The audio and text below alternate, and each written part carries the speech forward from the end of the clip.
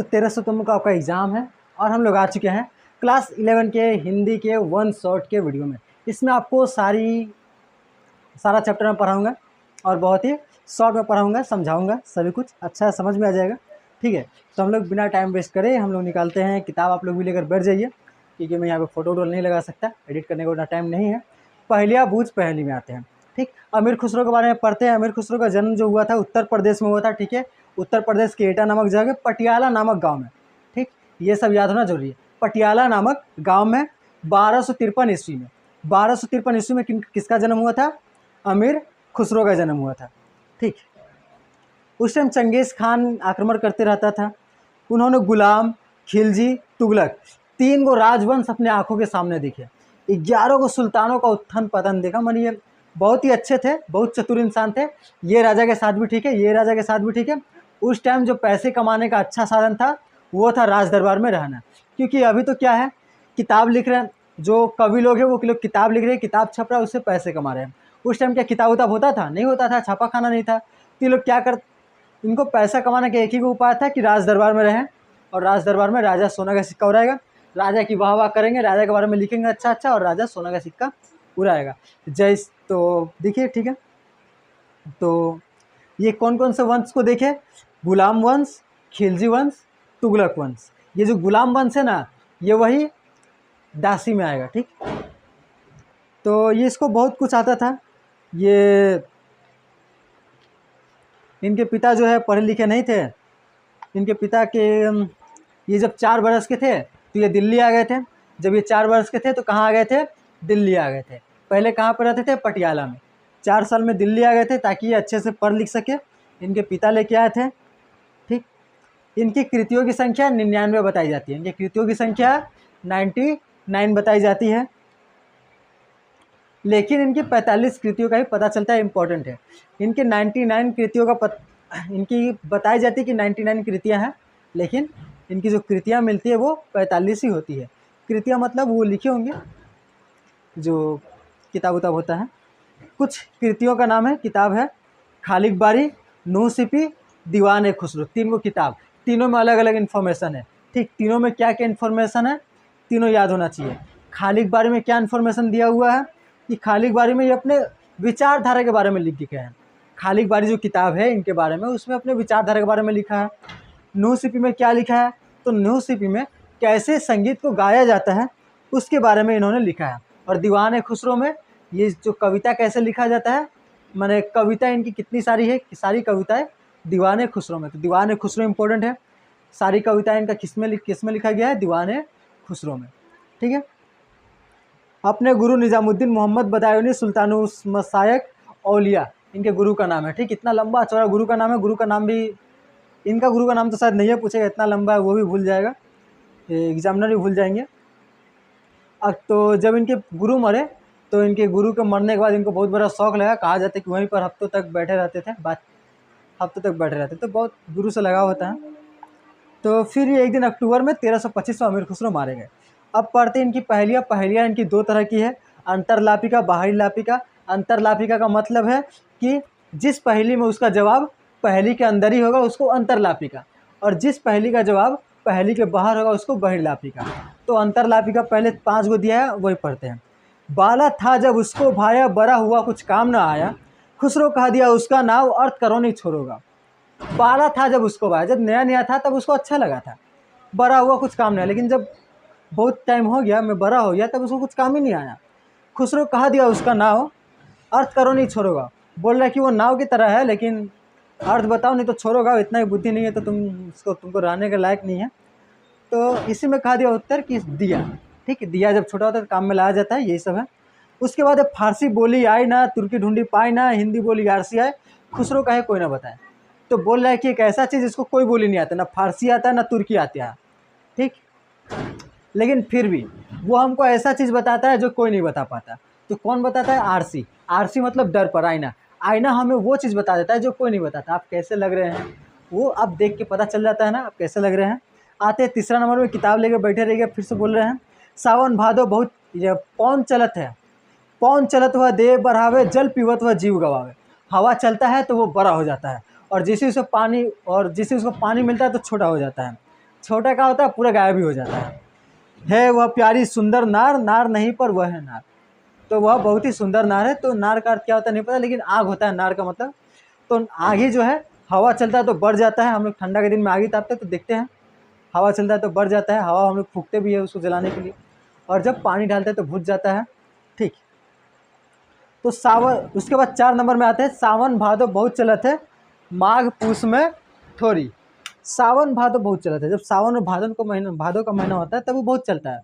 लेकिन जब माघ पूस का महीना होता है तो वो नहीं चलता है। अमीर खुसरो यूं कहे तो बूझ पहली मोरी। ठीक, तो सावन ऐसा कौन सा चीज़ है जो सावन भादो में बहुत चलता है, माघ पूस में थोड़ी चलता है। तुम बूझ मेरी अमीर खुसरो यूं कहे तो बूझ पहली मोरी, तो मेरी पहली बूझ के दिखाओ। तो क्या है, जो मोरी होता है, जो नाली होता है, वो जब बरसात का टाइम होता है तो खूब चलता है, लेकिन बरसात के बाद जब ठंडा का दिन आता है तो वह नहीं चलता है। 5 नंबर जो है, गोल मटोल और छोटा मोटा हर दम हुआ तो जमी पर लोटा, खुसरो कहे नहीं है झूठा जो न बूझे अकिल का खोटा।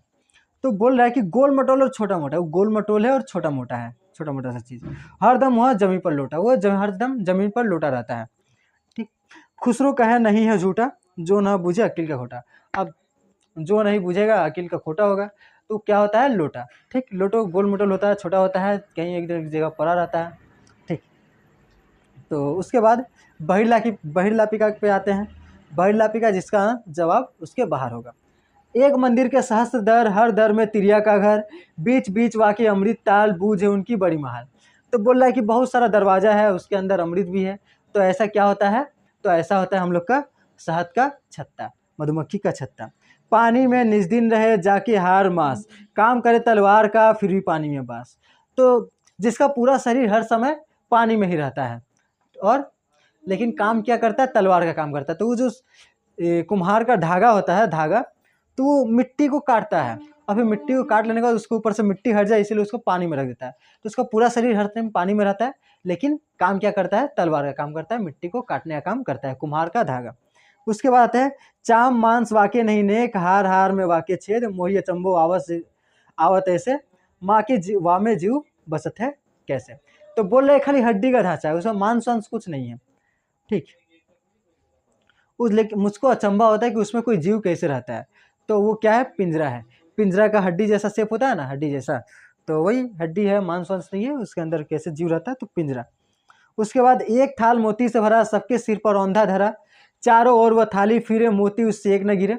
बोल रहा है कि माथा के ऊपर एक बड़ा, माथा के ऊपर क्या है, मोती है, और वो चारों तरफ घूरते रहता है, लेकिन उसमें से एक मोती भी गिरता उड़ता नहीं है। तो क्या है, हमारे आसमान में तारे। ठीक, 10 नंबर, श्याम बरन पीताम्बर कांधे, मुरली धरना होए, बिन मुरली वह नाद करत है, बिरला बूझे कोय। बोल रहा है कि कृष्ण जी नहीं है, लेकिन नाद करता है, बिना मुरली के गोपियों, बिना मुरली के घूमते रहता है, इधर एक फूल से। श्याम बरन पीताम्बर कांधे, तो वही पीला रंग का होता है, तो कौन है, वह है भंवरा। ठीक, वो जो होता है छोटा सा थी, ये जो उड़ते रहता है, मधुमक्खी जैसा होता है ना, पीला रंग का, वही एक फूल पे जाता है उसका रस लेता है, फिर दूसरा फूल पे जाता है उसका रस, इससे उसी को कहा जा रहा है भंवरा। ठीक, तो ये पहले हम लोग का कंप्लीट हो गया। उसके बाद हम लोग आते हैं सूरदास के पद। सूरदास के पद में आते हैं, अच्छा ये पहले कब खत्म हुआ, 8:45 में। मैं एक कमेंट में लिख दूंगा कब कहाँ पर क्या क्या है। 8:45 में पहले खत्म हो गया, 8:45 से स्टार्ट होता है सूरदास, सूर के पद। तो पहले सूर के बारे में थोड़ा सा जानते हैं। सूर के पद में थोड़ा जानते हैं कि महाकवि सूरदास का जन्म 1478 ईस्वी के आसपास हुआ था। कब हुआ था महाकवि सूरदास का जन्म, 1478 के आसपास हुआ था। कहाँ हुआ था, रूनकता नाम के गांव में हुआ था। रूनकता नाम के गांव में हुआ था। कुछ लोग बोलता है कि ये सिही में हुआ था। ठीक, कुछ लोग बोलता है कि नहीं सिही में हुआ था। और ये वात्सल्य श्रृंगार के कवि थे, और वात्सल्य के सम्राट माने जाते हैं। किसके सम्राट माने जाते हैं, वात्सल्य के। इंपॉर्टेंट क्वेश्चन, वात्सल्य के सम्राट माने जाते हैं। ये श्री कृष्ण के भक्त थे, ये अंधे थे। ठीक, इनकी जो ग्रंथों की संख्या बताई जाती है, ग्रंथ माने किताब, तो किताबों की जो संख्या बताई जाती है 25 बताई जाती है। उनमें से कुछ नाम है, सूरसागर, सूर सारावली, साहित्य लहरी, नागलीला, गोवर्धन लीला, पद संग्रह, सूर 25, सब में श्री कृष्ण के बारे में लिखे हुए हैं। ठीक, फिर सूरदास जी का जन्म हो जाता है, वो 1580 ईस्वी के आसपास उनका जन्म हो जाता, मरण हो जाता है।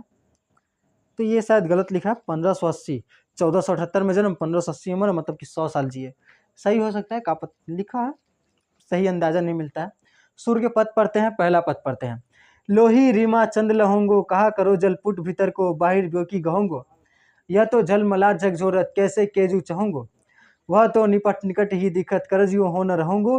तुम्हारो प्रेम पगट में जानत, बौराए न बहोंगो। सूर श्याम कहे कर गही, ल्यासु शशि तन ताप दहोंगो। तो श्री कृष्ण बोल रहे कि मम्मा मुझको चांद ला दीजिए, चांद ला दीजिए। तो यशोदा मैया क्या करिएगा, बर्तन में तेल डाल दी, बोली देखो तुम्हारा चांद आ गया, इसमें तेल में आ गया ना। फिर तो कृष्ण जी क्या करते, कृष्ण भी सियाना है, वो जाके चांद को पकड़ने की कोशिश करते, वो परछाई दिखाई दे रहा है, तो पकड़ने जाए तो परछाई थोड़ी पकड़ाएगा। वो बोलते कहाँ मम्मी कहाँ लागे दी, तो नकली चांद है, मुझको असली चांद चाहिए। तुम मुझसे इतना प्यार करती हो, लेकिन फिर मुझको चांद का टुकड़ा नहीं लाके दे सकती, तुम यही प्यार करती हो तुम। तो ये हुआ, यही लिखा है हम लोग का पहला पद में। दूसरा पद पढ़ते हैं। देखो भाइया बालक की बात, बन उपवन में सरिता सर, मोहे देख श्यामल गात। मार्ग चलत अनीति करत है, हट करी माखन खात। पीताम्बर वह सिरते ओढ़त, अंचल दे मुस्कात। तेरों सो यह कहो जसोदा, उड़हन देती लजात। जब हरि आवत तेरे आगे, सकुची तनक है जात। कौन कौन गुण कहूँ श्याम के, नेकू नहूँ कहूँ धारत। सुर श्याम मुख निरिख जसोदा, कहती कहा यह बात। तो अब क्या बताए, सब ये जो गोपिया बोली क्या बताए जसोदा, तुम्हारा बेटा हम लोग इतना परेशान करके रखा है, हम लोग मटकी लेके जाते हैं, मटकी फोड़ देता है, हम लोग सारा थी माखन खा जाता है, लेकिन तुम्हारे सामने आता है तो कुछ गलती स्वीकार ही नहीं करता। हम लोग माखन फोड़ देता, हम लोग चिल्लाते तुमने मेरा माखन खा लिया, मेरा मटकी फोड़ दिया। तो लोग पीला गमछा ले लेता है, पीला गमछा से ओढ़ के हंसता है, ही करके हंसता है, तो हम लोग को देख कर और हंसी आ जाता है। अभी क्या इसको क्या कहें। अब तो एक छोटा बालक ही है, बच्चे हैं श्री कृष्ण, क्या ही कहा जाए। आपकी तुम्हारे पास शिकायत लेके आए हैं, अब वो आएंगे तुम्हारे पास, तो तुम्हारे पास आ गए तो बोलेंगे हम कुछ नहीं किए। तो मुझको भी अच्छा नहीं लगता है तुम्हारे पास ओढ़न देने आने में। ठीक, ओढ़न मैंने वही शिकायत। तो उधर वो बोलती, तो जसोदा जब श्री कृष्ण आते हैं सामने से हंसते हुए, पूछते तुमने ये श्री कृष्ण किया ये काम, तो बोलते हैं नहीं माँ मैंने ये काम नहीं किया। बोलती हाँ कहाँ, मेरा बेटा ऐसा कर ही नहीं सकता है, सबका मम्मी को ये लगता है मेरा बेटा तो शरीफ है, सबसे बड़ा शरीफ है। तो उसको बोलते हैं नहीं मेरा बेटा तो ऐसा कर ही नहीं सकता है, श्री कृष्ण की मम्मी बोलती है। तो ये था दूसरा पद। तीसरा पद में आते हैं। मुरली तऊ गोपाली भवती, सूरी ने सिखी सखी जदपि, नंद लाल ही नाना भांति नचावती। राखती एक पाई ठारो, करी अति धिकार जनावती। तो बोल रहा है कि और सखी, तीसरा पद में क्या कह रहा है मैं उसको बोल देता हूँ कि बोला गया सखी, सखी वो जो गोपिया लोग है ना, गोपियों लोग को जलन हो रहा है किससे, बांसुरी से। बोल रही कि देखिए सखी, बांसुरी बांसुरी क्या करती है, बांसुरी कृष्ण को अपने इशारों पर नचाती है। तो कृष्ण जी बांसुरी बजाते थोड़ा नाचते वाचते, उसको बोल रहे बांसुरी अपने कृष्ण जी को इशारे पर नचाती है। और क्या बताऊँ, वो उनको एक पाँव पे खड़ा करके रखती है, तो इससे करके बजाते हैं तो एक पाँव पे खड़ा करके रखते हैं। और क्या बताओ सखी, उनके कोमल शरीर को वो टेढ़ा करके रखती है बांसुरी, श्री कृष्ण के शरीर को इसी टेढ़ा करके रख देते हैं। फिर दूसरी सहेली बोलती है हाँ वो तो जानते हो, ये तो और क्या है, गर्दन को भी टेढ़ा कर देते हैं, गर्दन को झुका देती है श्री कृष्ण के। मुरली ऐसी है, बांसुरी बहुत खराब है सखी, उसको भी जलन होता है। और बोलते हैं कि हाँ, और नहीं तो उनके होठों पर रहती है और उन पाँव दबाती है, बांसुरी जो है श्री कृष्ण से पाँव दबाती है अपना। ये लोग इसी एंटिक पीस है, गोपिया एंटिक पीस है, ये सुर सागर में पूरा दिया हुआ है कितनी एंटिक पीस है। उसी का 2 लाइन जो चौथा और पांचवा पद है वो सुर सागर में से दिया हुआ है, उसको पढ़ेंगे तो और देखेंगे। ये जो उधो धनी तुम्हारो विहार, धनी वे ठाकुर धनी वे सेवक, धनी तुम बर्तनहार। आम ही कटी बबूर लगावन, चंदन को कुशबार। हमको जोग भोग कुब्जा को वैसी समझ तुम्हार। तो तुम हरि पढ़े चतुरी विद्या, निपट कपट सत्सार। पकड़त साहू चोर को, छाड़त चुगलनी को एतबार। समझी ने परत तिहारू, उदो हम ब्रजनारी गवार। सूरदास कैसे निभा हो गए अंध सरकार। तो देखो क्या होता है कि बड़ा लंबा कहानी है, शॉर्ट में बताते हैं कि शॉर्ट में बतेबे नहीं करते हैं। ये क्या कह रही है कि उधो आए हैं गोपियों को समझाने, गोपियाँ तो हमेशा श्री कृष्ण के एकदम याद करते रहती है, तो उधो आए हैं समझाने कि देखो उनको याद मत करो, थोड़ा ज्ञान व्यान में लगाओ, थोड़ा पढ़ाई लिखाई करो, क्या करती हो, पढ़ाई लिखाई करो, IAS वाईएएस बनो। तो बोलती है अरे तुम क्या बोल रहे हो, श्री कृष्ण की भक्ति में इतना आनंद मिलता है, तुम क्या बोल रहे हो, ये सब पढ़ाई लिखाई करना है, ज्ञान का मार्ग धरना है, ये सब नहीं होगा हमसे, हम लोग कृष्ण की भक्ति में मस्त हैं। और नहीं तो कुब्जा कुब्जा श्री कृष्ण को मानती नहीं है, कुब्जा के ऊपर उनका हाथ रखे, उनको देवी बना दिए, जो कि ऐसे करके झुकती थी, उसको एकदम सुंदर सी नारी बना दी है, उनको आशीर्वाद दे रहे हैं। और हम लोग इतना दिन से इंतजार कर रहे हैं, हम लोग को बोल के गए हैं कि वो आएंगे, लेकिन अभी तक आ ही नहीं है। हम लोग कहाँ हैं, हम लोग पागल हैं, हम लोग को ऐसा इति दे रहे हैं, जैसन मालिक है वैसन ये भी हैं। आर नहीं तो वो तो बोल के अबे नहीं किए, एक तो इतना दिन बाद तुम लोग को भेजे हैं, तो तुम हमको ये सब बात सिखा रहे हो कि उनको याद मत किया करो। हम लोग उनकी याद के सहारे ही तो जीते हैं, हम लोग उनको याद नहीं करें तो मर जाएंगे। ठीक, तो कैसा है कि कुब्जा को रानी बना रहे हैं, हम लोग को ये चोर को पकड़ ले रहे, चोर को छोड़ दे रहे हैं, और जो अच्छे आदमी लोग हैं वो लोग को पकड़ ले रहे हैं, जेल में डाल रहे हैं। ये सब क्या न्याय है? ये तो अंधाधुंध सरकार है, ये सब कैसे चलेगा? तो यही सब बताती हैं। फिर लास्ट पद में आते हैं, बिनु गोपाल बौरनी भई कुंजे, तब ये लता लगती गति शीतल, अब भई विषम ज्वाल की पुंजे। उनको जाके बोलना, श्री कृष्ण जाके कह देना उधो कि उनके बिना हम पागल से हो गए हैं, उनसे जाके कह दो। पहले ये हवाएं शीतल सी लगती थी, ठंडा ठंडा लगती थी, ये घटा ये बादल बारिश हमें अच्छे लगती थे, जब वृंदावन में श्री कृष्ण थे तब अच्छे लगते थे, लेकिन जब से वो गए हैं तब से ये सब लगता है कि काटने को दौड़ रहे हैं। ये सब अच्छा नहीं लगता, बिल्कुल भी अच्छा नहीं लगता है। वृथा बहती जमुना खग बोलत, वृथा कमल फूले अली गुंजे, पवन पानी धनसार सजीवन, धती किरण भानु भई भूंजे। ये सब धरती बारिश फूल चिड़िया ये सब कुछ हम लोग को समझ में नहीं आता, बस हम लोग राह देखते रहते कि श्री कृष्ण कब आएंगे। हमारे मन में, हमारे दिमाग में, दिल में, सब जगह एक ही चीज़ है कि श्री कृष्ण को एक बार देख ले। जबकि यमुना पार करके कि उनका श्री कृष्ण मिल जाएंगे, ये नहीं कि लोग भी जाके देख ले। एक ईगो है इनके अंदर भी कि हम कहाँ जाएंगे, वो आएंगे हमसे मिलने। एक ईगो है, रोज इंतजार करती है, रोज देखती है कि आ जाएंगे आ जाएंगे, लेकिन श्री कृष्ण नहीं आते हैं। जो काला आदमी आता है उसको देखा श्री कृष्ण आ गए, श्री कृष्ण आ गए, खुश हो जाती है। हाँ श्री कृष्ण तो काले थे, तो लेकिन फिर सामने आता बोलता ना नहीं तो दूसरा कलू आ जाओ, तो बाकी लोग को भाव नहीं थे। तो वृथा तो उनको जाके कह देना, ए उधो कहियो माधव से, मदन मारी किन्हीं हम लुंजे, सूरदास प्रभु मग मुझो तकी भाई बरन गुंजे। बोल हम लोग दिन रात उनका इंतजार करते करते हमारी हालत बहुत खराब हो गई है। उनसे कहना कि हमारी आंखें सूज गई है, सूज के लाल हो गई है, उनसे कहो कुछ, वो आए। ठीक है, तो यहाँ पर हम लोग का सुर का पद भी खत्म हो गया है, और सुर का पद जो खत्म हुआ है ये हुआ है 17:40 पे। ठीक, 17:40 नहीं, 17 मिनट 40 सेकंड पे। इसके बाद हम लोग आते हैं इसके बाद वाले में। इसके बाद क्या है, तो इसके बाद है बिहारी के दोहे। बिहारी बड़े कमाल के कवि, इनसे क्वेश्चन आने के चांस है। तो बिहारी रीतिकाल के प्रसिद्ध कवि है। किस काल के कवि है? प्रसिद्ध कवि रीतिकाल के, तो ये याद रखिएगा। रीतिकाल का प्रसिद्ध कवि है। इनका जन्म हुआ था 1603 के आसपास हुआ था, गूगल करने पे 1995 के आसपास पता चलता है। ग्वालियर में हुआ था इनका जन्म। ये चौबे जाति के थे, चतुर्वेदी पंडित थे जन्म से ही। इनके पिता का नाम था केशव राय, इनके गुरु का नाम था केशव दास। इनको पिता का नाम केशव राय, गुरु का नाम केशव दास।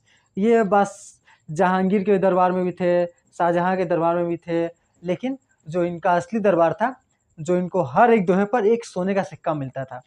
ठीक, तो कहाँ पे थे? राजा जयसिंह के दरबार में थे। राजा जयसिंह बिहारी कविता का मुख्य, इनका जो विषय था श्रृंगार था। ठीक, श्रृंगार के ऊपर ये कविता लिखा करते थे। इनकी कविता पढ़ेंगे तो पता चलेगा।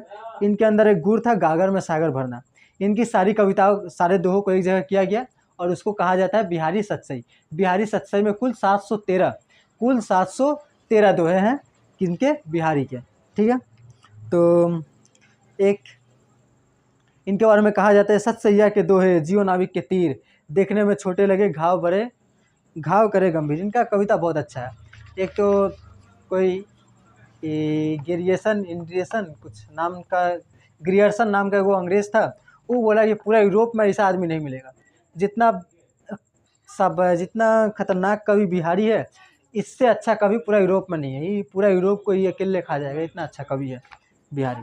चलो इसका पद के बारे में पढ़ते हैं। पहला, इसका 10 गो पद है। पहला पद, मेरी भव बाधा हरो राधा नगरी, सोई जो तन की झाई परे, श्यामु हरि दुति होई। तो क्या बोल रहे हैं कि देखो, ये प्रार्थना जो कर रहे हैं श्री कृष्ण से नहीं कर रहे हैं। किससे प्रार्थना कर रहे हैं? ये प्रार्थना कर रही है ये राधा से, क्योंकि राधा का परछाई पड़ता है तो श्री कृष्ण भी क्या हो जाते हैं? हरे रंग के हो जाते हैं। श्री कृष्ण भी खुश हो जाते हैं राधा के परछाई पड़ने से। तो राधा की दया हो जाए तो जो सब पे दया दिखाता है उस पे दया हो जाता है।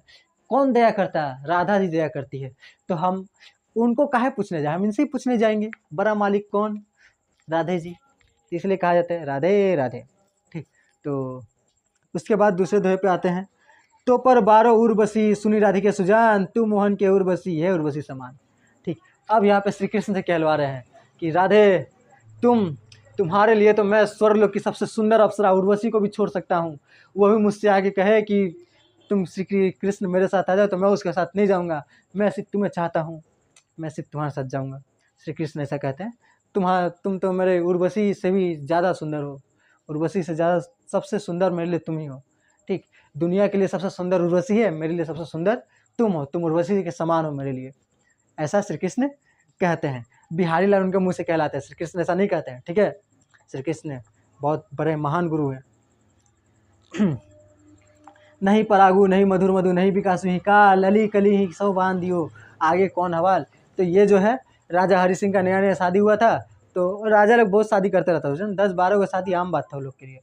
तो वो लोग शादी ब्याह करता था, नया नया शादी किया था तो उनके लिए अब वो काम करना भूल ही गया था, काम धाम नहीं करता था। इसीलिए वो उनके लिए कविता लिखे कि देखो नहीं परागु नहीं मधुर मधु नहीं विकास हुई काल, अभी देखो तुम्हारी जो पत्नी है ये अभी अच्छे से बड़ी भी नहीं हुई है अच्छे से। अच्छा पत्नी उस पर तो हम नहीं जाते हैं। यहाँ पे जो बोला नहीं परागु नहीं मधुर मधु नहीं विकास हुई काल, अली कहीं सो बांध दियो आगे कौन हवाल। तो जो भंवरा होता है जो फूलों का रस लेता है वो बोल रहा है कि अरे तुम कहाँ जा रहे हो, ये अभी फूल तो अभी कल ही है, ये कली है तो तुम इसके पीछे बौरा रहे हो, इतना पागल हो रहे हो। जब ये फूल खिलेगा इसके रंग बिरंगे एथी आएंगे, दल आएंगे, पत्ते आएंगे, तब तुम्हारा क्या हाल होगा। ठीक। तो ये बोल रहा है कि अभी तो ये कली है। तो ये हो गया। उसके बाद आते हैं चौथा पद पे, चौथा दोहा पे। पत्रा ही तिथि पाइये वाह घर के चौपास, नित प्रति पुनि रहे आनो नो पूजास। तो यहाँ पर जो इनकी नायिका है, इनकी नायिका के घर अगर जाइएगा तो आपको टाइम क्या हो रहा है, दिन क्या हो रहा है, कुछ पता नहीं चलेगा, क्योंकि वहाँ पर हर समय दिन होता है। दिन कैसे होता है? क्योंकि उनकी जो नायिका है, जो हीरोइन है, उससे हर समय प्रकाश निकलते रहता है। हर समय वो इतना चमकदार है, इतना फेयर एंड ग्लो लवली लगाई है कि वो हमेशा चमकते रहती है। बिना फेयर एंड ग्लो के वो चमकते रहती है। ठीक। तो ये कह रहे हैं कि उसके घर के पास हमेशा उजाला रहता है, इसलिए उसके घर के पास घर ही लेके जाइएगा, टाइम पता ही नहीं चलेगा, रात हो रहा है कि दिन हो रहा है कुछ पता नहीं चलेगा। ठीक। उसके बाद पढ़ते हैं पांचवा दोहा पे। या अनुरागी चित्त की गति समझे नहीं कोई, जियो जियो बड़े श्याम रंग त्यों त्यों जी होए। तो बोल यहाँ पर कृष्ण भक्ति के बारे में लिखा हुआ है कि जैसे जैसे हम कृष्ण जी का नाम लेते जाते हैं हमारे अंदर से जो बुराई है वो हटते जाता है और हमारे अंदर अच्छाई भरते जाता है। जैसे जैसे हम कृष्ण में डूबे जाते हैं हमारे अंदर की बुराई चली जाती है और अच्छाई आ जाती है। ठीक है। तो सभी बोलो श्री कृष्ण, मैंने जय श्री कृष्ण। ठीक है। तो एक बार साथ में 3, 2, 1 जय श्री कृष्ण। ठीक। तो आगे आते हैं। उसके बाद छठा नंबर दोहा। मोहन मूर्ति श्याम की यति अद्भुत जति गोई, वस्तु चीर अंतर तव प्रतिबिंबित जग होई। मोहन मूर्ति श्याम की यति अद्भुत जति गोई। तो बोल फिर से यहाँ पर श्री कृष्ण के बारे में कह रहे कि मोहन, श्री कृष्ण की जो छवि है इतनी प्यारी है कि वो बसता तो हमारे मन में है लेकिन दिखाई चारों तरफ देते हैं। हर तरफ श्री कृष्ण ही नजर आते हैं। वो रहते तो हमारे मन में है लेकिन दिखाई कहाँ देते हैं? हर तरफ, चारों तरफ दिखाई देते हैं। उसके बाद 7वां नंबर पे आते हैं। द्रिगुर्धत तुटकतुम जुरत चतुर चिर प्रीति परति गाठी दुर्जन ही है दई नहीं है नीति। यहाँ पर दो प्रेमी के दशा बता रहे हैं कि जब दो प्रेमी की आंखें लड़ती है, दो प्रेमी मिलते हैं तो दोनों का घर टूट जाता है। ठीक। इससे और जो उनके दुश्मन होते हैं, दोनों घर तो टूटता ही है, और जो दुश्मन होते हैं वो दुश्मन बड़े गुस्सा में रहते कि कैसे दोनों मिल कैसे रहे हैं, इन दोनों को आग लगाया जाए, कुछ कहा जाए।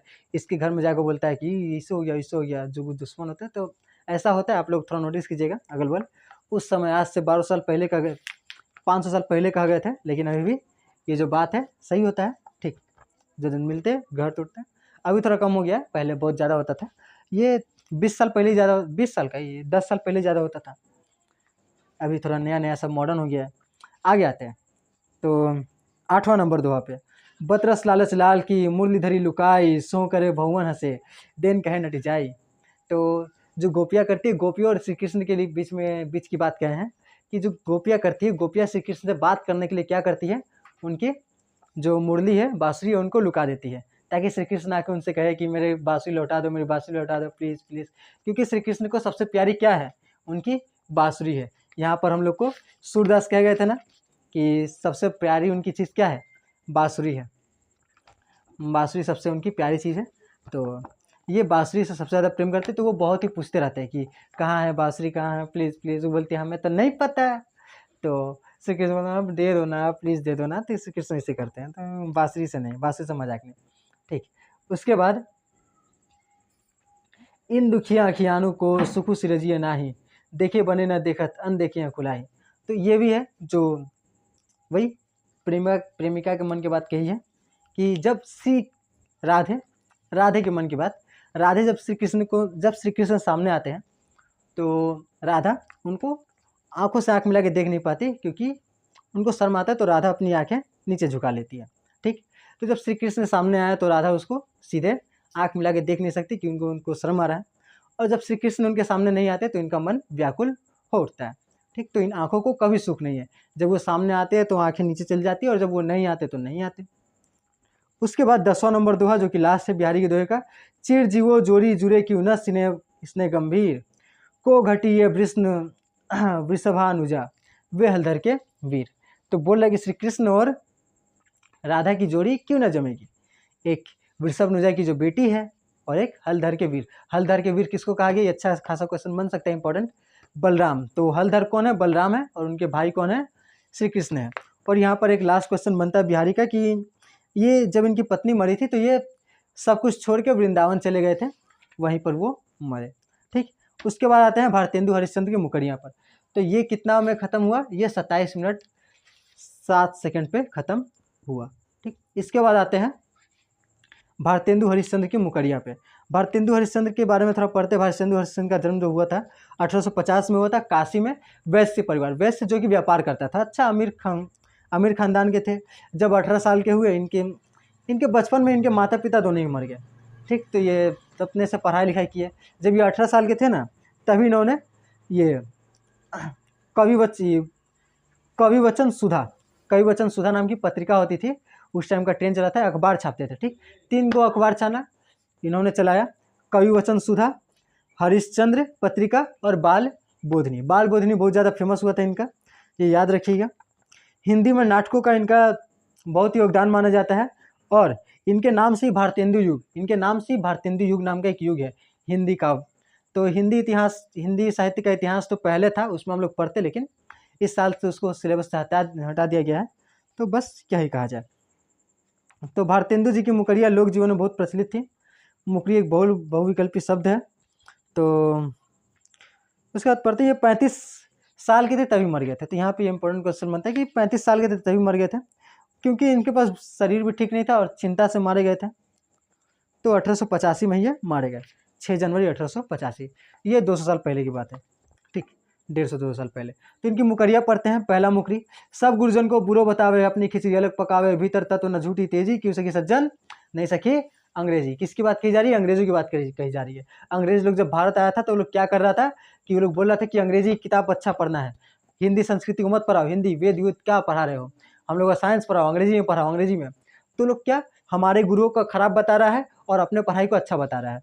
ठीक, तो इसीलिए अंग्रेज लोग अपना खिचड़ी अलग पका रहा है। तो ये सब है।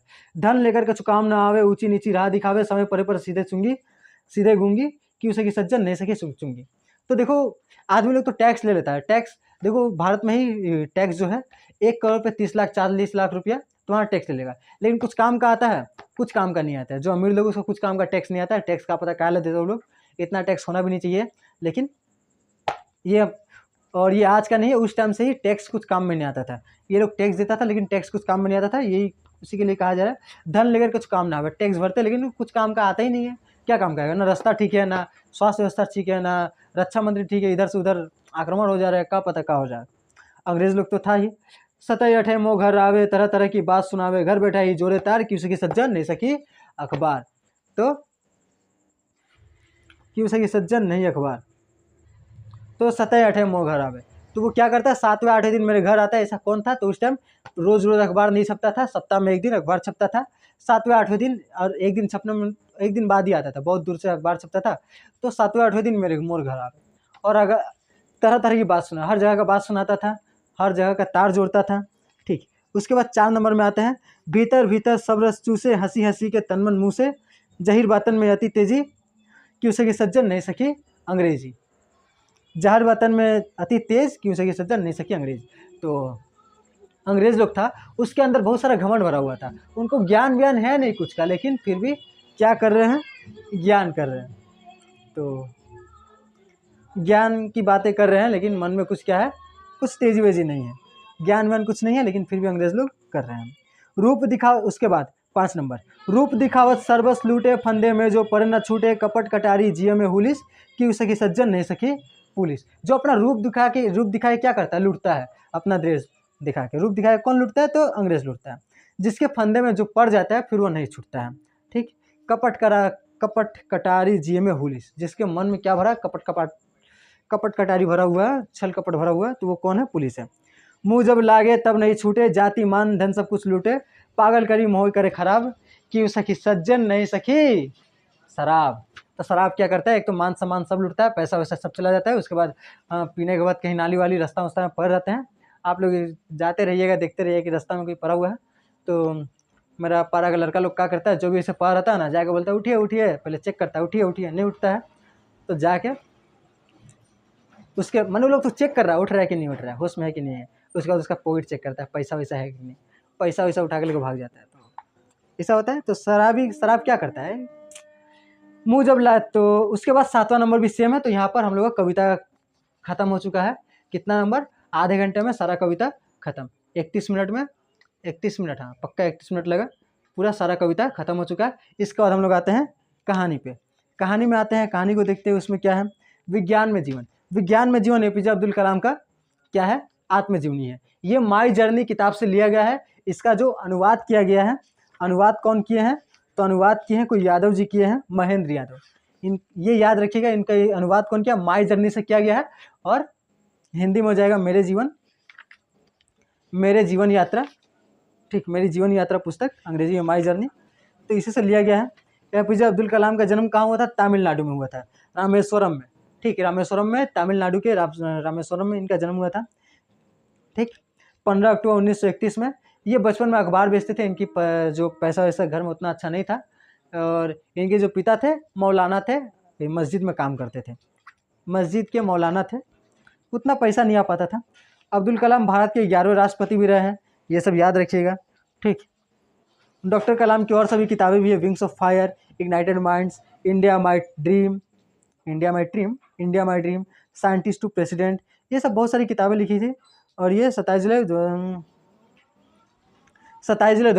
2015 को ही क्या कर रहे थे, भाषण दे रहे थे, तो उनकी मृत्यु हो गई 2015। ठीक, आज से 5 साल पहले। तो इनको मिसाइल मैन कहा जाता है। ये जो थे अपनी उच्च शिक्षा रामनाथपुरम में जाके किए। ये बचपन में ही बहुत ज़्यादा क्या थे, विज्ञान में जीवन का हम नहीं बना है, दासी का बना दिया, विज्ञान में जीवन का हम जो बड़ा वाला होता है वो नहीं बना है अच्छा से। ठीक, तो हम शॉर्ट में समझाते हैं। जो बचपन में ही जन्म लिए कहाँ, रामनाथपुरम में जाके अच्छा से पढ़ा लिखा कि वहाँ पर इनको एक टीचर मिले, ईदुराई सोलोमन। जैसे आप लोग को पढ़ने में मन नहीं लगता, इनको भी पढ़ने में मन नहीं लगता था, लेकिन इनको एक ऐसा टीचर बन गया ईदुराई सोलोमन। तो इनको पढ़ने में वो इतना अच्छा से पढ़ा दी कि इनको पढ़ने में मन लगने लगा। और क्या पढ़ने में मन लगने लगा, एरोनॉटिकल इंजीनियरिंग, जिसमें हवाई जहाज उड़ता है। ठीक, हवाई जहाज कैसे उड़ता है, हवाई जहाज बड़ा ही खतरनाक है, लोहा का चीज़ को हवा में उड़ाया जा रहा है, तो इससे तो जिज्ञासा जगेगी ही। तो बड़ा ही कमाल का था, ये सब जाने। तो ये बाद में एरोनॉटिकल की इंजीनियरिंग की पढ़ाई किए, MIT में जाके, मद्रास प्रौद्योगिकी संस्थान में जाके पढ़ाई किए, वहाँ पर ही जाके सीखे।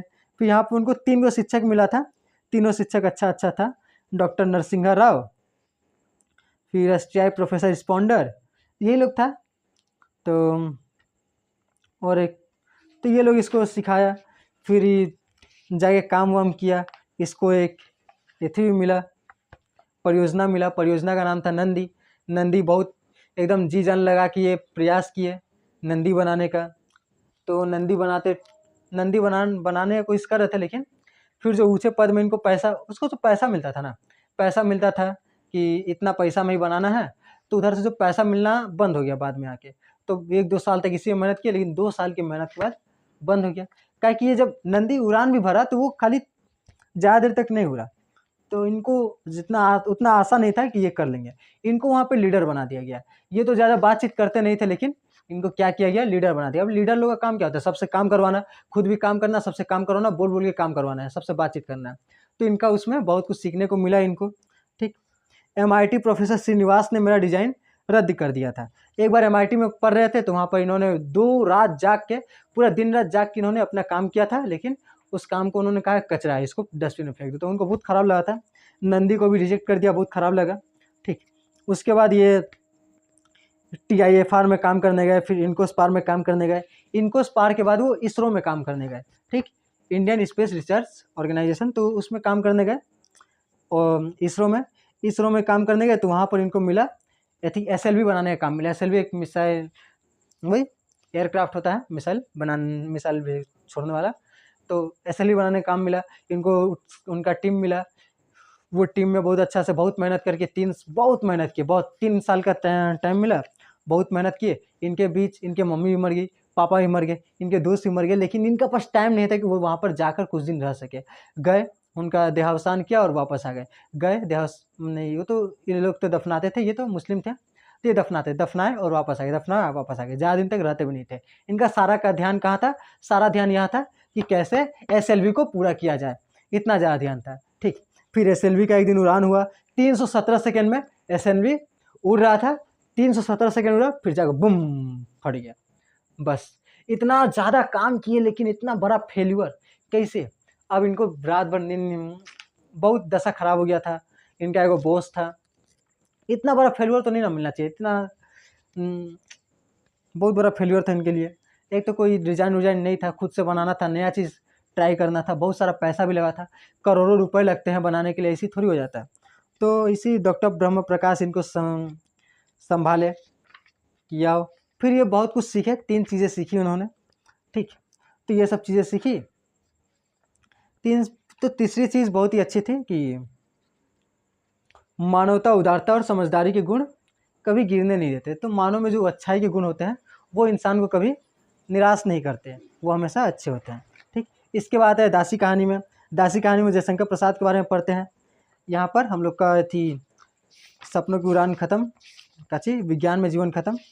तो विज्ञान में जीवन नाम का है, कि अपना पूरा जीवन विज्ञान के नाम ही सौंप देते हैं। तो ये कितना 38 मिनट पे हो गया है ख़त्म। उसके बाद हम लोग हैं कहाँ पर, दासी कहानी में। छायावाद के आधार स्तंभों से एक जयशंकर प्रसाद का जन्म 30 जनवरी 1890 को काशी में हुआ था। तो जयशंकर प्रसाद का जन्म कहाँ हुआ था, काशी में हुआ था। ठीक, और काशी को आसपास करके थोड़ा कहानी भी है, काशी में थोड़ा 1-2 सीन है इस कहानी का। इनके बारे में क्या ही कहा जाए, 9 साल के थे तभी से ये कहानी वानी लिखना स्टार्ट कर दिए थे। तो दासी कहानी में कौन कौन है, दासी कहानी में बलराज, इरावती और फिरोजा और अहमद, ये लोग हैं। ठीक, अब इसको तो दिखा के ही, कि ये थोड़ा मुश्किल है। तो फिरोजा और अहमद ये दोनों हैं। ठीक, और कौन कौन है, इरावती और है बलराज, तो ये लोग हैं कहानी में। और साथ में 2 जन हैं, सुल्तान महमूद, जिनका रोल बहुत ही कम है, सुल्तान महमूद, और राजा तिलक का रोल थोड़ा ज़्यादा है, राजा तिलक। तो अहमद फिरोजा गई थी लूट में, राजा तिलक किधर, तो राजा तिलक लूट में फिरोजा पकड़ी गई, अहमद भाग गया वहाँ से, तो फिरोजा को राजा तिलक दासी बना लिया था। अब वो दासी की तरह रहती थी वहाँ पर। अहमद वहाँ से भाग गया था, अहमद पंजाब का राजा था। ठीक, अब देखो उस टाइम का हालत, ये भारत देश है। ठीक, भारत देश में पूरा इलाका किसका है, सुल्तान महमूद का है। इसी में एक इलाका पंजाब का इलाका अहमद को दिया है, और राज तिलक को इधर का इलाका दिया है। ठीक, दोनों पड़ोसी है। तो ये अहमद क्या है, थोड़ा लालची है। अहमद लूट करते रहता है, ज़्यादा पैसा के कारण इधर उधर जाके तबाही उबाही मचाते रहता है। अब ये है तो तुर्की, उस टाइम तुर्की लोग बहुत ज़्यादा ऐसा ही होता था, लूट वूट मचाने वाला। तो फिरोजा किसके यहाँ दासी है? राजा तिलक के यहाँ। अब देखो बलराज ज़्यादा पैसा कमाने के लिए गया था सुल्तान महमूद के पास। पैसे क्यों कमाने थे? क्योंकि उसको इरावती से शादी करना था। लेकिन जब ये सुल्तान महमूद के सेना में जाता है और सुल्तान महमूद और ये जाता है लड़ने के लिए एक बहुत बड़े साम्राज्य जैसे सिलजुको साम्राज्य के पास जाता है लूट करने के लिए, कि वहाँ से कुछ सोना वोना मिलेगा, पैसा वैसा ज़्यादा मिलेगा, तो फिर पैसा वैसा लेके इरावती से विवाह करेगा। लेकिन ये क्या करता है, वहाँ से हार जाता है। तो हार जाता है, जितना जो हार जाता है सुल्तान, बहुत कोई तो वहीं पे मर जाता है। तो सुल्तान महमूद उसको बलराज को सेना से निकाल देता है कि तुम जाओ। तो बलराज बहुत ही निराश होता है, पैसे कहाँ से आएंगे, वो इरावती से शादी कैसे करेगा? इरावती तो है, इरावती भारत में थी और ये चला गया था इधर कि लूट उट में सेना में भर्ती उर्ती हो जाएंगे। ठीक, तो पाकिस्तान तरफ में चला गया था, अफगानिस्तान तरफ में कि सेना में भर्ती हो जाएंगे। तो उसको छोड़ के चला गया था, इरावती को छोड़ के। अब इरावती का क्या पता उधर क्या हुआ भारत में, इसी लूट उट में सब औरतों को भी उठा के लेके चल जाता था, सारा पैसा तो लेके जाता ही था, उसको भी उठा के लेके चल जाता था। तो क्या पता इरावती का क्या हुआ क्या नहीं, बलराज को कुछ पता नहीं था। तो बलराज क्या किया कि बलराज सोचा कि अब क्या कर सकते हैं, ये जा रहा था गजनी नदी के किनारे आत्महत्या करने। ठीक, तो वहाँ पे फिरोजा उसका हाथ पकड़ लेते, बोलते कि नहीं मरो नहीं मरो। फिर सब दोनों कहानी बकता है। वहाँ पे राजा तिलक आ जाता है। राजा तिलक बलराज को बोलता है कि जाओ तुम जाओ अपनी प्रेमिका से जाकर मिल लो। फिर फिरोजा को बोलता है जाओ तुम भी अहमद के पास जाओ, तुम भी अब दासी नहीं रहोगी। बलराज को पैसा देता है कि जाओ तुम अपनी प्रेमिका को खोजो। फिर राजा तिलक फिरोजा को एक काम देता है। क्या काम देता है कि देखो फिरोजा, मेरी बहन एक भारत में रहती, मैं भी तो बलराज की तरह ही आया था, मेरे पास भी पैसे वैसे नहीं था, लेकिन यहाँ पर आके मैं राजा बन गया हूँ। मैं भी पहले वैसी था, कंगाल था मैं, लेकिन मेरी बहन इरावती, तो जो राजा तिलक है उसकी बहन कौन है? इरावती है। तो फिरोजा को बोलता है जाके इरावती को थोड़ा खोज देना, जाके इरावती को थोड़ा खोज देना। तो फिरोजा बोलती है ठीक है, मैं तुम्हारा आपका ये काम कर दूंगी, मैं इरावती को खोज निकालूंगी। तो बलराज जाता है। बलराज की राजा लोग को नहीं पता था कि बलराज इरावती के साथी है। तो बलराज भारत में जाता है, पूरा भारत खोज लेता है, इसको नहीं मिलता है। काशी के एक मंदिर में जाता है, गुस्सा का मारा पटक रहता है हाथ, जाकर मंदिर में जाता है आशीर्वाद मांगने। तो पीछे से उसको पाल के छन कोई सामने से जाया हुआ दिखाई देता है, उसके पीछे पीछे जाता है, जाके चिल्लाता है इरावती तुम।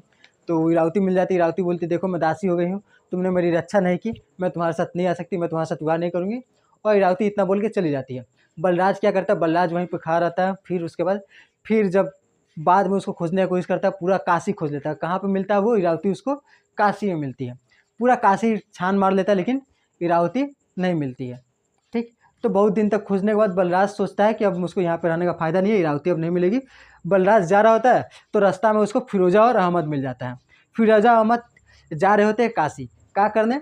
फिरोजा जा रही होती कि थी कुछ कपड़े उपड़े, नया नया कपड़े खरीदने, क्योंकि काशी में उस टाइम पूरा व्यापार होता था, बहुत अच्छा अच्छा कपड़ा आता था। तो फिरोजा जा रही थी काशी कपड़े उपड़े खरीदने।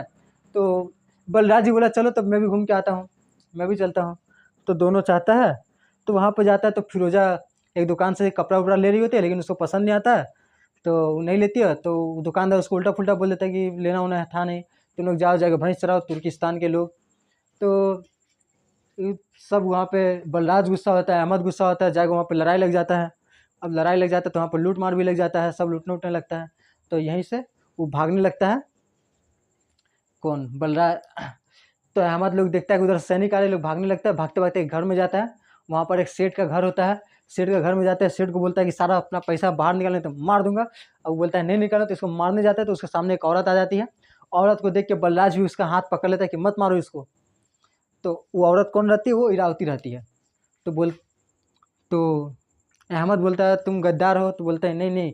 फिरोजा समझाती है नहीं नहीं ये इरावती है, इरावती ये बलराज की समथिंग समथिंग है।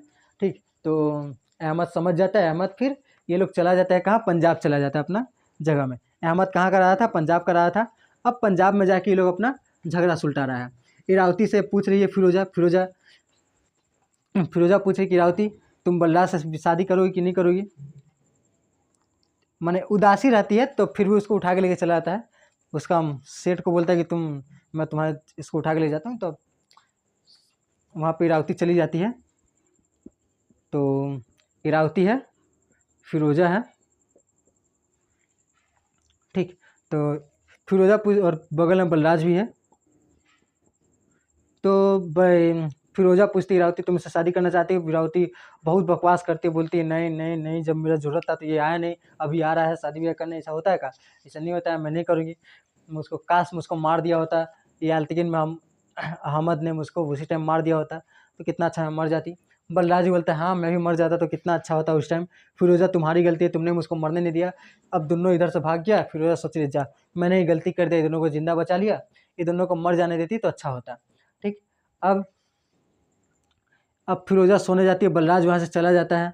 बलराज को पक्का यकीन हो जाता है कि इरावती उसको मिलने वाली है नहीं। अभी जाता है अपना जाट भाई लोग के पास। इसका अपना तो ये जाट जाति का रहता है तो वो जाता है जाट भाई लोग के पास। ठीक। फिरोजा इधर क्या कर रही है, तो फिरोजा जा रही होती है, इसका सर दर्द करने लगता है ये लोग का चक्कर में, तो सोने जा रही होती है। इरावती को बोलती है तुम बाहर में खड़े रहना। ठीक। तो ये राजमहल है, यहाँ पे ये सोई हुई है, यहाँ पे एक बरामदा है और इसके ऊपर ये टहलने वाला जो होता है ये तो है। ठीक है। तो अब इरावती क्या कर रही है, इधर बाहर खड़ी है। अब देखो अहमद आता है। अहमद क्या कर रहा होता है, यालतुगिन अहमद जो है, अहमद क्या कर रहा होता है, अहमद स्वतंत्र होने का प्लान बना होता है। वो पंजाब का राजा होता है लेकिन वो चाहता है कि सुल्तान महमूद के अंडर वो काम नहीं करेगा। उसको राजा कौन बनाया था, सुल्तान महमूद बनाया था। तो वो बोलता था कि अब मैं राजा होने का काबुल इसलिए तो राजा हूँ, मैं इतना पैसा मेहनत करता हूँ और सारा पैसा सुल्तान को भेज देता हूँ, ऐसा नहीं चलेगा, मैं यहाँ का खुद राजा बनूंगा, मैं यहाँ का बादशाह बनूंगा। तो इरावती उसको फिरोजा उसको मना कर ले रहती है कि नहीं तुम ऐसा मत करो, नहीं तो तुमको मार वार देगा, मैं किसके सहारे रहूँगी। तो अहमद बोलता है तुम्हारा बात कौन सुनता है, हटाओ। तो अहमद क्या करता है, दिन में तो ये सब मीटिंग नहीं करता, रात को मीटिंग करता है, सबको बुला लेता है, बोलता है कि ये सब प्लान बनाता है रात को। ठीक। तो रात को देर तक प्लान बना के वो आ रहा होता है। तो इरावती को देखता है रास्ते में है। इरावती देखता है कि कमरे के बाहर है और उधर से सूरज का चांद का रोशनी आ रहा है, चांद का किरण। ठीक। चांदनी रात चांद की किरण आ रहा है और वह सीधे इरावती पर पड़ रही है। इरावती उस टाइम चमक रही है, चांदी से चमक रही है और अहमद वहाँ पे बिगड़ जाता है। उसको बोलता है कि जाओ थोड़ा सिरजी ला के दो, और वो जाके उसको ला के देती है तो उसका हाथ पकड़ लेता है, फिर ज़बरदस्ती करता है तो उसको इरावती धक्का देती है। जैसे धक्का देती है उधर फिर धक्का दे के गिरता है, तो इधर देखता है तो यहाँ पे फिरोजा खड़ी है। ठीक साइड में उधर फिरोजा खड़ी है। फिरोजा उसको देख के बोलती जा ये क्या कर रहे हो तुम। बोलते इतना गुस्सा हो जाती है फिरोजा। फिरोजा बोलती है तुम नीच इंसान, मैं तुम्हारे साथ नहीं रहूँगी, मैं यहाँ से जा रही हूँ राजा तिलक के पास। राजा तिलक को तुमने तो अभी तक पैसे दिए नहीं है, मैं जा रही हूँ उसकी दासी बनने। तो इरावती बोलते मुझे भी लेके चलो बहन।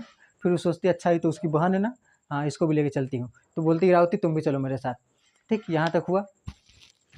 अब यहाँ पे बहुत गुस्सा आता है अहमद को। अहमद सोचता है इन लोग मार दे, लेकिन क्या करे बेचारा फंस गया है। तो अब अहमद को क्या हो गया है, अब अहमद को पूरा छूट मिल चुका है कि अब ये भारत देश है, यहाँ पे पंजाब है, ये पूरा सुल्तान महमूद का इलाका, यहाँ पे पंजाब है। ये चाहता है कि अपना क्या होगा, अलग राज्य बनाएगा। ठीक। और यहाँ पे कुछ जाट लोग भी है, जाट लोग यहाँ पे रहता है, पंजाब में जाट लोग रहता है, बड़ी शक्तिशाली होते हैं, सट्टे कट्टे चौड़े होते हैं और लड़ाई झगड़ा में उनका बहुत मन लगता है। ठीक। तो याल्तगिन महमूद क्या करता है यहाँ पे, अब सुल्तान को तो पैसे भेजने होंगे, पैसा भेजता था ना, ये लोग बीच में लूट लेता था पैसा। अब याल्तगिन अहमद परेशान कि लोग जाट लोग क्या कर रहा है, पैसा लूट ले रहा है, ये लोग को मारना होगा। अब ये पैसा नहीं भेज रहा है, यहाँ पे सुल्तान परेशान कि पैसा काहे नहीं भेज रहा है, ये कहीं सही में तो ये अलग होने का प्लान नहीं ना बैठा रहा है। तो सुल्तान और तिलक दोनों आ जाता है इस पे हमला करने खातिर। इधर से जाट लोग भी प्लान बना होता है। जाट लोग का लीडर कौन है, हम लोग का बलराज है। ठीक। जाट लोग का लीडर है बलराज। बलराज लोग भी प्लान बना होता है कि अहमद को हम लोग नहीं छोड़ेंगे, अहमद को हम लोग मार डालेंगे, अहमद को मार डालेगा। लेकिन फिर अहमद भी सोचता है कि जाके जाट लोग को मार देगा। ठीक। अहमद भी सोचता है कि जाके जाट लोग को मार देगा। फिर उसको खबर मिलता है कि सुल्तान और तिलक भी आ रहा है इसको मारने खातिर। ठीक। तो अभी सोचता है कि जाट लोग को अगर अपने साथ मिला लेंगे तो सुल्तान और तिलक दोनों मेरा कुछ नहीं बिगाड़ पाएंगे। तो अहमद जाता है जाट लोगों से दोस्ती करने खातिर, फिर बाद में उसको भगा देगा मार के। तो पहले जाता है दोस्ती करने के लिए। अभी लोग आ ही रहा होता है, बलराज लोग आ रहा होता है जंगल से। ठीक। तो जंगल में देखता है कि 2 लड़की जा रही है, 2 औरत जा रही है। तो वो लोग पूछता है कि जाट लोग पूछता है कि बहन तुम लोग कहाँ जा रही हो। तो उधर देखता है कि बलराज भी है। फिरोजा बोलते हैं बलराज, बोलते अरे फिरोजा तुम कहाँ जा रही हो। तो बोलते हाँ हम लोग जा रहे हैं ये अहमद से दूर जा रहे हैं। तो वो बोल रहा है कि फिर कहाँ जा रही हो। तो कहाँ जाए, तुम बोलो कहाँ चले, तुम्हारी इरावती भी साथ में, तो वो इग्नोर करता है, वो नहीं देखता है उसका इधर, ये तो मुझसे शादी करने को तैयार ही नहीं, तो मैं कहा इससे क्या शादी, इसको क्या बोलूँ, तो इग्नोर करता है वो। तो फिर वो क्या होता है, चला जाता है, चला नहीं जाता है, तो जंगल वंगल है, बोलता है कि तुम साइड हटो, यहाँ पर अहमद से लड़ाई होने वाला है। तो यहाँ पर अहमद आ रहा है, यहाँ पर ये जाट लोग आ रहा है, ठीक, यहाँ पे अहमद, यहाँ पे जाट, और इधर से पीछे से, अभी पीछे में है कौन लोग, सुल्तान है, ठीक, सुल्तान और तिलक है, ये दोनों पीछे से आ रहा है। तो अब जब बोल रहा है कि अहमद आने वाला है, यहाँ पे अभी लड़ाई होगा, तुम लोग यहाँ से हट जाओ। तो जैसे ही लोग यहाँ से हटने वाली होती है, तभी अहमद आ जाता है। अहमद आके बोलता है अरे बलराज, बलराज बोलता है हाँ क्या हुआ बोलो, बोलता है हम दोनों दोस्ती नहीं कर सकते, ये तो आया था दोस्ती का हाथ बढ़ाने। तो अहमद बोलता है, जाट बोलते क्या बोल रहे हो, दोस्ती करने के लिए, तो बोलता है हाँ हाँ, लेकिन फिर देखता है कि जा यहाँ पर कौन है, यहाँ पर फिरोजा और इरावती है। इन दोनों को देख के एकदम गुस्सा हो जाता है, इसको तो गुस्सा था, इन दोनों को मार डालेगा। अब जाकर अपना सेना बोलते इन दोनों औरत को मार डालो। अभी जाट बलराज सोच रहा है कि ये हम लोग पे आक्रमण कर रहा है। अब बलराज अपना सेना को आक्रमण बोलता है, ये हम लोग का ऊपर आक्रमण कर रहा है, मारो इसको, मारो ये लोग को मारो। तो ये लोग भी जाता है लड़ाई करने, इधर पूरा घमासान युद्ध मर जाता है। ये दोनों जाके लुका जाती है गाछ का पीछे, जंगल में लड़ाई हो रहा है, ठीक है। अब इधर बड़ा घमासान युद्ध लड़ रहा है, ये बलराज और अहमद लड़ाई कर रहा है, ले तलवार धम डम डम डम डम डम डम डम। फिर बाद में लास्ट में क्या होता है, बलराज उसको भाला से भोंक के मार देता है। अब इरावती जाके अहमद को पकड़े हुए रो रही है, इसी बीच बलराज भी घायल हो गया है। फिरोजा जाके अहमद को पकड़ के रो रही है, और ये जो इरावती है ये बलराज को पकड़ के रो रही है कि क्या हुआ, तुम देखो कितना मारा है बेचारा अहमद। तो इधर से फिरोजा बोलते हैं ये तो खाली उसका खून निकाला है, ये तो तुम्हारा पहला तो मेरा पहला को मार दिया, जा काम खत्म। दोनों रो रही है। इधर से सुल्तान और तिलक आता है, ठीक, सुल्तान तिलक आगे देखता है, जा अहमद तो मर गया, कौन मारा, बलराज मारा, वाह बलराज वाह, तुमने बहुत अच्छा काम किया, तुमको पंजाब का राजा बना देंगे। सुल्तान बोला वाह बढ़िया बात है। फिर तिलक पूछता है फिरोजा से कि फिरोजा मैंने तुमको एक काम दिया था, तुमने वो काम किया। फिरोजा अरे चैन से रोने तो दो, अभी अहमद मर रहा है, मुझको रोने का टाइम है, अभी रोने दो फिर मैं बताऊँगी। चलो पहले बताओ। तिलक बोलता है, फिरोजा बोलता है ये तो जो रो रही है ना बगल में, ये जो मेरा पति को मारा है, रो रही यही इरावती, यही तुम्हारी बहन है। तो जाके तिलक उसके पास जाते हैं, इरावती को बोलता है कि इरावती मैं तुम्हारा भाई हूँ। इरावती बोलता है मेरा भाई भैया। बलराज को छोड़ देती है, बलराज का सर नीचे धाम से गिरता है। इरावती जाके बलराज बोलता है जाए क्या किया, जाके तिलक का पाँव पकड़ लेती है। तो फिर अब इरावती बन गई रानी, बलराज बन गया राजा, यहाँ पे अहमद हो गया पूरी, और फिरोजा बन गई इसकी दासी। अहमद की जाके अब रोज़ कब्र में जाके झाड़ू लगाती है, और इन दोनों बड़ा आराम से खुश है, ठीक है। यहाँ पर हम लोग का जो दासी कहानी है यहाँ पर ख़त्म हो जाता है, ठीक। क्वेश्चन आंसर का भी वीडियो मैं बना दूंगा, तो ठीक है। तो इसकी चिंता, और एक तुम लोग को बहुत पढ़ना होगा, ठीक। एक दिन पहले मुझको ये ख़त्म नहीं करना चाहिए, मुझको 3-4 दिन पहले ख़त्म करना चाहिए, 10 दिन पहले, ताकि तुम लोग को पढ़ने का टाइम मिलता। और अब आते हैं लास्ट कहानी पे। लास्ट कहानी हम लोग का सहपाठी को लिखा है सत्यजीत रॉय ने। सत्यजीत रॉय का जो जन्म हुआ था वो हुआ था 2 मई 1991 को। सत्यजीत रॉय जब 3 वर्ष के थे तो उनके पिताजी सुकुमार राय जी मर गए थे, ठीक। उनकी माँ रविंद्र संगीत की मंजी हुई गायिका थी। इनके दादा साहब फूल्के पुरस्कार मिला था और भारत रत्न भी मिला था। इनके दादा जो थे बड़े ही अच्छे, वो भी लेखक थे, इनके पिता, इनके दादाजी लेखक थे। तो सहपाठी पढ़ते, सहपाठी में हम लोग को 2 दोस्त के बारे में कहा गया है, जयदेव और मोहित। जयदेव जो है बहुत गरीब है, और मोहित जो है बहुत अमीर है, ठीक। एक दिन मोहित को फ़ोन आता है, पूछता है कौन, तो बोलता है जयदेव, मैं तुम्हारा बचपन का दोस्त हूँ, स्कूल में साथ में पढ़ता था, तुमसे एक काम है, मैं तुम्हारे घर आना चाहता हूँ। तो बोलता है ठीक है मेरे घर आओ। शाम को आता है, फिर बोलता है, जब जयदेव मोहित को देखता है तो पहचान नहीं पाता है, क्योंकि स्कूल में जो मोहित था बहुत ही देखने में एकदम स्मार्ट सा था, और पढ़ने लिखने में बहुत ज़्यादा अच्छा था। लेकिन अभी का मोहित क्या है, गाल पचका हुआ, यहाँ पे दांत पूरा लाल हो गया, गुटखा खा के विमल का कमाल है, ठीक। जुआ केसरी, जुआ का कर लो, केसरी रंग का कर लो, तो उसका जुआ केसरी हो गया था, और पूरा गाल वाल पकड़ा, चुल गायब हो गए थे, जबकि और कपड़ा उपड़ा भी ठीक से पहन के नहीं आया था। शाम तो इन्होंने बातचीत किया, मोहित बोला कि देखो, तो हम लोग को बचपन का बात याद है, कुछ बचपन की कहानी सुनाता है। जयदेव बोलता है हाँ हाँ ये सब हुआ तो था। फिर बोलता है कि देखो मोहित, मैं तुम्हारे पास आया हूँ क्योंकि मुझको मेरे बच्चे का स्कूल का फीस जमा करना है, तो मुझे 150 रुपया का ज़रूरत पड़ेगा, क्या तुम मुझे दे सकते हो? जयदेव मना बोलता है कि नहीं मैं नहीं दे सकता। फिर जयदेव सोचता है कि नहीं ऐसे मना नहीं करते, बोलता है कि मेरे पास अभी नहीं है। तो मोहित बोलता है मैं कल आ जाता हूँ। तो जयदेव बोलता है कल भी नहीं हो पाएगा। तो मोहित बोलता है कि मोहित नहीं, जयदेव मांग रहा है, सॉरी जयदेव मांग, मोहित बोलता है कि नहीं। तो जयदेव बोलता है कि मैं कल आता हूँ, परसों आता हूँ। मोहित बोलता है नहीं। तो जयदेव बोलता है कि मैं तरसों आ जाता हूँ। तो मोहित सोचता है कि मानने वाला नहीं है। तो जयदेव को बोलता है ठीक है तुम तरसों आओ, सुबह को 9 बजे आना। ठीक, कितना बजे बुलाते हैं? सुबह को 9 बजे। अब इसका वो दोस्त आ जाता है वारीकांत, तो ये जाने वाला तो जयदेव चला जाता है। वारीकांत आता है, वारीकांत पूछता है कि कौन है ये, तुमको तू करके क्या बात कर रहा था? तो वो बताता है कि देखो ये फ़ोटो देखो और इसको देखो, पहचान पा रहे हो? ये पहले बचपन में कितना स्मार्ट है और ये कितना है। वो बोले एकदम पैसा मत देना इसको, ये उसका दोस्त बता रहा है इसको एकदम पैसा मत देना, ये तो कलकत्ता में हो रहा है अभी आजकल, बहुत सारे फ्रॉड आदमी लोग हो गए हैं।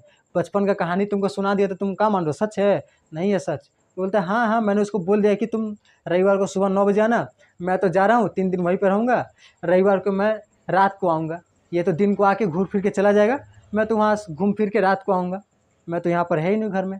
जब वो आएगा घर में पता करेगा तो मैं घर में नहीं रहूँगा, तो क्या है? तो वो बोलता है हाँ एकदम अच्छा आइडिया है। जयदेव जाता है वहाँ पर घूमने, फिर घूम के आता है। कहाँ जाता है? बरुईपीर जाता है अपना दोस्त का घर। तो वहाँ से जब घूम के आता है तो उसको रविवार को रात को आता है। चपरासी से पूछ, तो उसका चपरासी आके बोलता है देखो जो उस दिन आदमी आया था ना वो फिर आज आया था, तो सुबह को आया था लेकिन सुबह मैंने उसको कान जाने को कह दिया, तो फिर नहीं ना आया। तो बोलता है नहीं आया। तो मोहित अब खुश हो जाता है कि जा अब वो नहीं आएगा। ठीक, तो मोहित खुश हो जाता है कि अब वो नहीं आएगा। लेकिन अगला दिन सुबह 8 बजता है तो फिर एक खत आता है कि उसका बेटा आया है, उसका पाँव में चोट लग गया है, जयदेव का पाँव में उसका आज बेटा आया है। ठीक, तो फिर जब उसका बेटा को अंदर बुलाता है तो देख के पहचाने तुम। तो जयदेव सोचता है कि अब ये मानने वाला नहीं है, इसको पैसा देना होगा। फिर जब उसको बेटा को देखता है तो जयदेव नहीं, मोहित ऊपर जाता है और वहाँ से पैसा का 50 का नोट, 4 को 50 का नोट निकालता है और उसको लिफाफा में भरता है, जाकर उसका बेटा को दे देता है। उसका बेटा को दे के देता है, उससे पूछता है कि तुम्हारा नाम क्या है? तो बोलता है जी संजय कुमार बॉस। बहुत ही अच्छा था उसका बेटा, एकदम आके प्रणाम भी किया, आके अच्छा से बैठा। तो जब फिर पूछता है कि बेटा तुम्हारा घर कहाँ है? तो बोलता है कि मिर्ज़ापुर स्ट्रीट में। क्या तुम पैदल जाओगे? तो बोलता है हाँ। तो हाँ थोड़ा देर, तो मिर्ज़ापुर स्ट्रीट में इसका घर है। तो इधर से मोहित बोलता है कि ठीक है तुम यहाँ पे रुको, तुम रुक जाओ, 9 बजे मेरा काम हो जाएगा, 9 बजे मैं दफ्तर में जाता हूँ। तो दफ्तर जाते हुए मेरी गाड़ी, तुम्हारा ड्राइवर, तुम ड्राइवर को बता देना तुम्हारा घर कहाँ पे है और वो तुमको छोड़ देगा। ठीक, तो वो वहाँ पर बैठता है, नाश्ता वास्ता वहीं करता है और उसके बाद वो छोड़ देता है। ठीक, तो यहाँ पे जय को देखकर पहचान नहीं पाया था वो कि वो उसका जयदेव उसका बचपन का दोस्त है। लेकिन जब उसने अपने बेटे संजय को देखा, उसके बेटे संजय को देखा, तो वो पहचान गया। उसको नज़र आया कि ये तो बचपन का मेरा दोस्त का जैसा ही लग रहा है, सेम चेहरा मिल रहा है। तो यही था क्लास 11 सेमेस्टर का सारा कहानी। इसके बाद 50 गो ये इंग्लिश भी है, इंग्लिश भी मैं कल समझा दूंगा। उसके बाद सिलेबस कंप्लीट हो जाएगा। फिर उसके बाद भी हम लोग का ग्रामर तो बच ही जा रहा है, वो सभी ग्रामर और ये जो अंग्रेजी का शब्दावली है ये कल आ जाएगी वीडियो। ठीक है, तब तक के लिए टाटा, बाय बाय।